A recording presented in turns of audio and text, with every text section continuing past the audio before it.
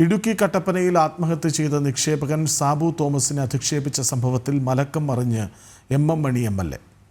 സാബുവിന് മാനസിക പ്രശ്നം ഉണ്ടായിരുന്നോ എന്ന് പരിശോധിക്കണമെന്ന പരാമർശത്തിലാണ് മലക്കം മറിച്ചൽ.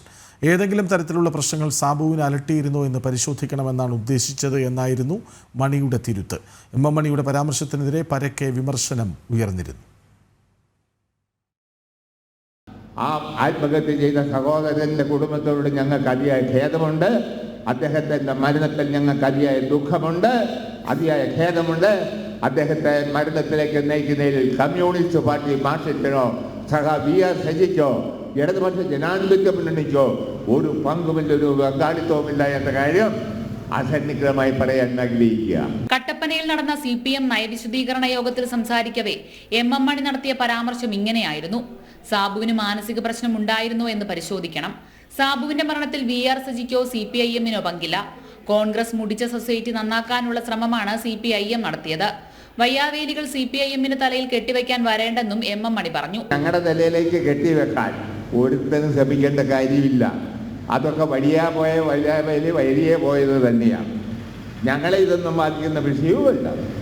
അതുകൊണ്ടൊന്നും ഞങ്ങളുടെ പ്രവർത്തനവും ഞങ്ങളുടെ ശ്രമവും ഒരു കാരണവശാലും ഉപേക്ഷിക്കുന്ന പ്രശ്നവുമില്ല.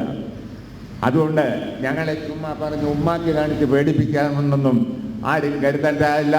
എന്നാൽ സംഭവം വിവാദമായതിന് പിന്നാലെ എം മണി മലക്കം പറഞ്ഞു. സാബുവിന് മാനസികാരോഗ്യ പ്രശ്നങ്ങൾ ഉണ്ടെന്ന് താൻ പറഞ്ഞിട്ടില്ലെന്നും ഏതെങ്കിലും തരത്തിലുള്ള പ്രശ്നങ്ങൾ ഉണ്ടായിരുന്നു എന്ന് പരിശോധിക്കണമെന്നാണ് ഉദ്ദേശിച്ചതെന്നും മണി വ്യക്തമാക്കി. ഞാൻ അങ്ങനൊന്നും പറഞ്ഞില്ല. തെറ്റ് ആരെഴുതിയാലും നിങ്ങൾ ആണല്ലോ ആളുകൾ. അങ്ങനൊന്നും പറഞ്ഞിട്ടില്ല. ഒന്ന്, അയാൾ ആത്മഹത്യ ചെയ്യാനുള്ള യാതൊരു സാഹചര്യവും ഇല്ലായിരുന്നു എന്ന് പറഞ്ഞാൽ പിന്നെ എന്താ പരിശോധിക്കണമെന്ന് പറഞ്ഞാൽ എന്താ തെറ്റ്? എന്താ തെറ്റ്? അയാൾ മരിച്ചതിൽ അതിയായ ഖേദവും ദുഃഖവും ഉണ്ട്. അത് ഞാൻ അവിടെ തന്നെ പറഞ്ഞു കഴിഞ്ഞു.